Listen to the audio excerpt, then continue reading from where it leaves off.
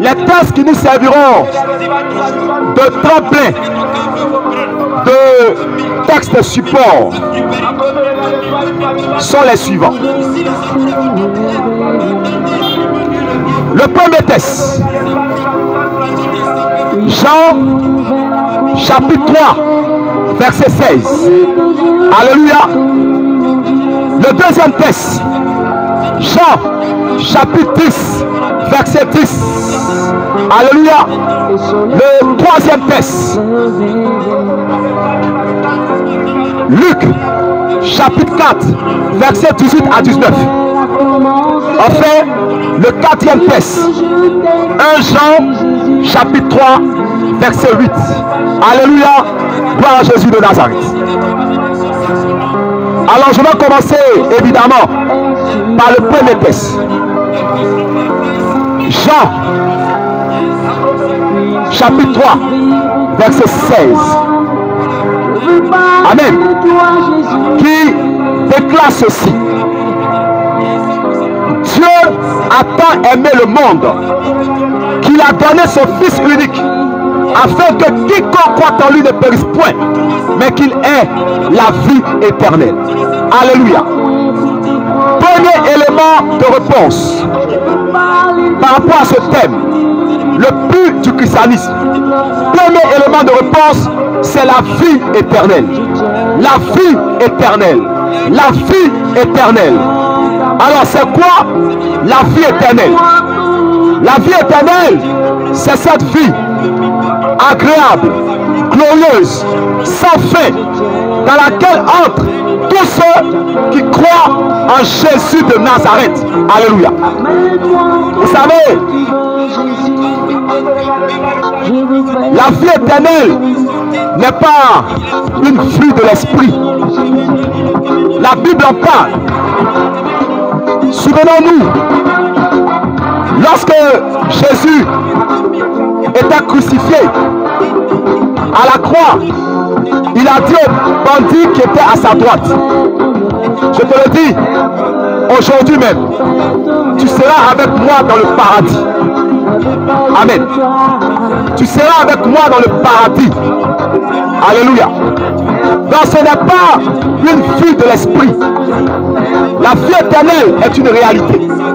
Le paradis est une réalité. Alléluia. Le deuxième passage que j'ai cité est le suivant. Jean chapitre 10, verset 10. La parole de Dieu déclare ceci dans ce passage. Le voleur ne vient que pour dérober, égorger et détruire. Moi je suis venu afin que les brebis aient la vie et qu'elles soient dans l'abondance. Alléluia. Deuxième élément de réponse par rapport au but du christianisme. Le christianisme te donne la vie. Alléluia. La vie, mais surtout la vie en abondance. Alléluia. Mon frère, ma soeur, quand on parle de vie, c'est ce qui est opposé à la mort. Quand on parle de vie, c'est ce qui est opposé à la malédiction. Quand on parle de vie, c'est ce qui est opposé à toutes ces choses qui peuvent te rendre triste, à toutes ces choses négatives, mauvaises pour toi. Alléluia.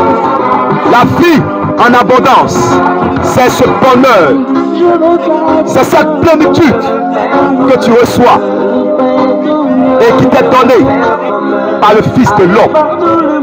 Plénitude, je dirais, de joie, plénitude de bonheur, plénitude de choses dont tu as besoin pour être heureux.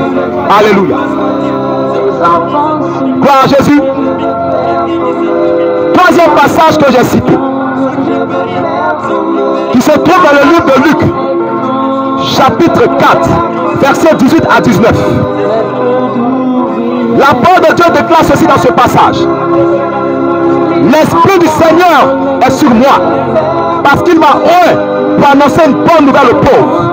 Il m'a envoyé pour guérir ceux qui ont le cœur brisé, pour proclamer aux captifs la délivrance et aux aveugles le recouvrement de la vue, pour envoyer libre les opprimés, pour publier une année de grâce du Seigneur.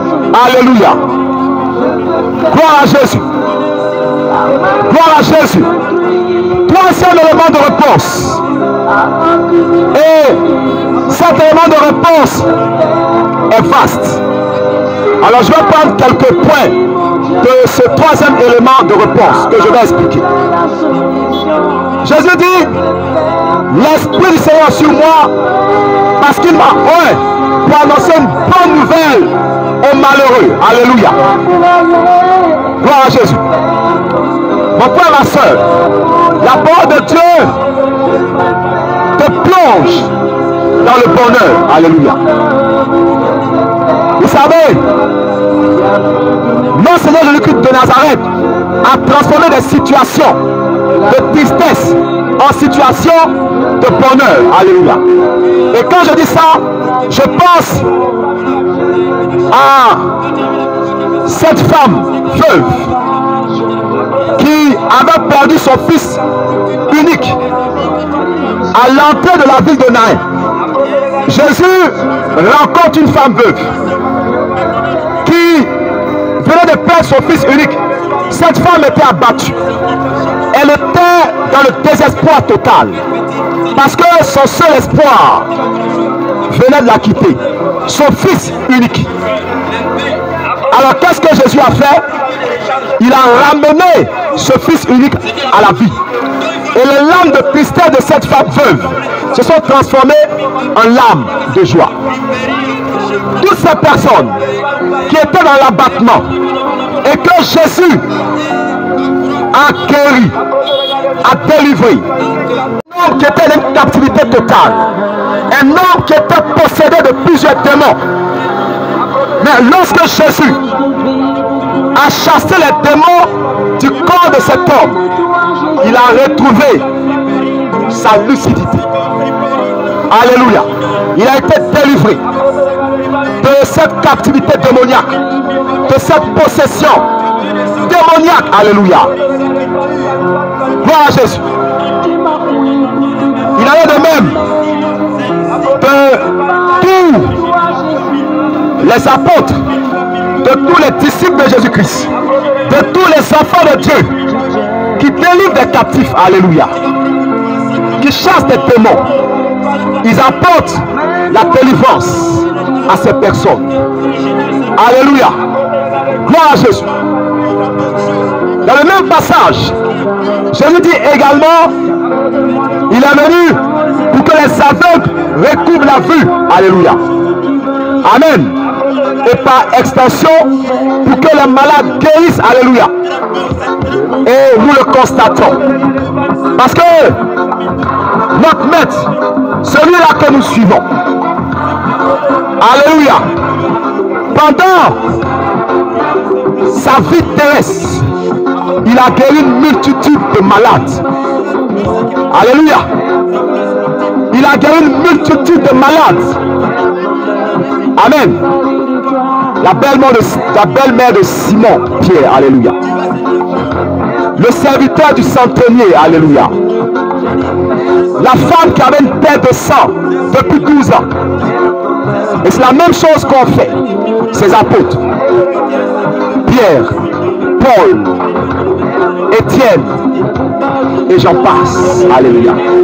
Et même encore, de nos jours, des enfants de Dieu, des hommes de Dieu, imposent la main à des malades qui guérissent. Alléluia.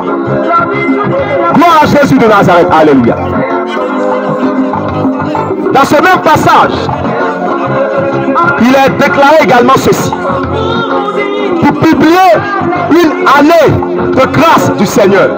Oh, Dieu fait grâce. Alléluia. La grâce est une faveur. Mais pour que tu comprennes bien le sens de la grâce, je me permets ce pléonasme. La grâce est une faveur imméritée. Alléluia. Il y a des choses, mon frère, qui devaient te condamner. Mais Dieu t'a fait grâce. Comme il a fait grâce à cette femme pécheresse. Cette femme qui avait commis l'adultère. Elle avait été attrapée en flagrant délit d'adultère. Et les hommes s'apprêtaient à la lapider, comme le demandait la loi de Moïse. Cette femme méritait la mort. Mais regardez comment Dieu lui a fait grâce. Alléluia. Regardez comment Dieu lui a fait grâce. Jésus a parlé. On a interrogé Jésus. Les pharisiens qui étaient prêts à lapider cette dame ont interrogé Jésus-Christ de Nazareth. Mais regardez comment par sa parole cette femme a été sauvée. Et celle qui devait être lapidée, qui devait mourir, a été sauvée. Parce que Dieu lui a fait grâce. Alléluia. Quatrième et dernier passage biblique qui nous sert de tel support. 1 Jean chapitre 3 verset 8 qui déclare ceci: celui qui pêche est du diable, car le diable pêche dès le commencement. Le Fils de Dieu apparut afin de détruire les œuvres du diable. Alléluia. Quatrième élément de réponse: détruire les œuvres du diable. Détruire les œuvres du diable. Jésus a apparu pour détruire les œuvres du diable.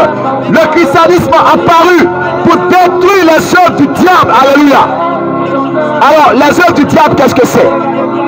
Les œuvres du diable, ce sont les actions du diable. Ce sont les semences du diable. Ce sont les produits du diable. Et le diable, croyez-moi, dans ce monde, a assez d'actions, a assez de produits, a assez de semences qui rendent les hommes malheureux, qui attrissent des familles.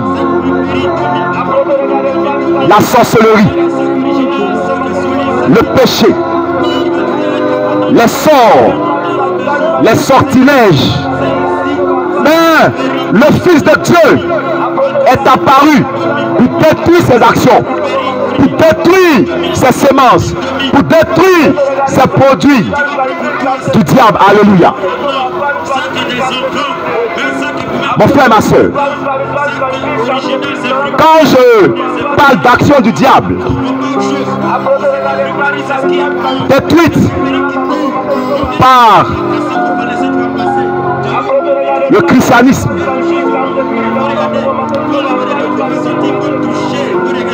me vient à l'esprit la séquence de la Bible qui se rapporte à l'enfant lunatique. Vous voyez, cet enfant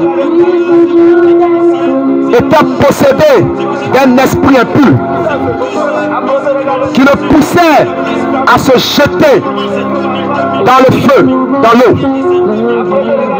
Et son père était abattu totalement. Son père était désespéré.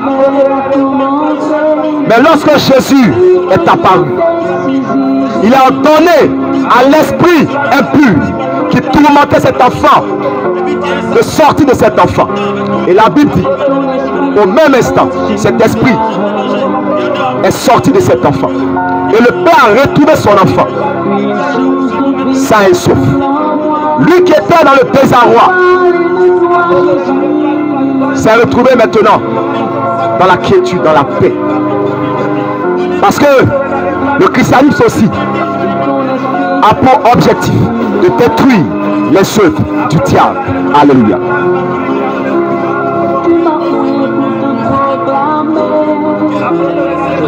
Le but du christianisme, mon frère, ma soeur,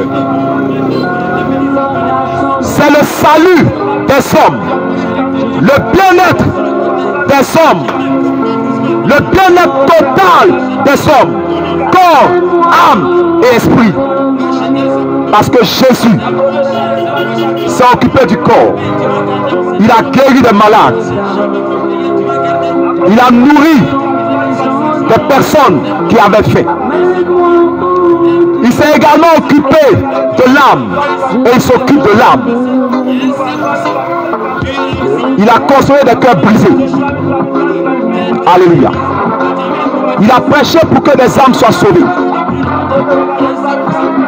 Il s'est également occupé de l'esprit. Il a enseigné des hommes pour que ces hommes puissent croître, pour que ces hommes puissent atteindre la maturité. C'est pourquoi je le dis, le but du christianisme, c'est le salut des hommes, c'est leur bien-être total. Alors je voudrais revenir à la définition du christianisme. Alléluia. Le christianisme, il ne faut pas seulement la voir comme, le voir plutôt autant pour moi, comme une religion fondée sur l'enseignement, la personne et la vie de Jésus. Il faut voir le christianisme comme le merveilleux plan de Dieu pour le salut des hommes. Le christianisme est le plan de Dieu pour le salut des hommes. Le christianisme est le plan de Dieu pour le bien-être total des hommes, corps, âme, esprit. Le christianisme est le plan de Dieu pour ton bonheur, ma soeur, pour ton salut, mon frère, pour ta vie, mon frère, pour ta réussite, mon frère, pour ta postérité, mon frère. C'est pour cela que nous prêchons l'évangile avec joie. Et donc, pour la raison, l'évangile, c'est une puissance de Dieu pour le salut de quiconque croit. C'est pour ça que nous prêchons l'évangile avec joie, avec ardeur. Nous prêchons l'évangile parce que c'est une puissance de Dieu pour ton salut. C'est une puissance de Dieu pour ta délivrance. C'est une puissance de Dieu pour ta réussite. C'est une puissance de Dieu pour ton bonheur. Accepte l'évangile. Accepte Jésus de Nazareth. Crois en Jésus-Christ et tu auras la vie éternelle. Crois en Jésus-Christ et tu vivras même si tu meurs. Crois au Seigneur Jésus-Christ et tu auras la vie éternelle, mon frère. Ce matin, c'était ce message que j'avais pour toi. C'est un message de vie. C'est un message d'abondance. C'est un message de bonheur. Alors mon frère, reçois l'évangile afin d'être sauvé. Que Dieu te garde. Que Dieu fasse germer cette semence en toi et qu'elle porte du fruit. Gloire à Jésus de Nazareth. Alléluia. Gloire à Jésus. Alléluia.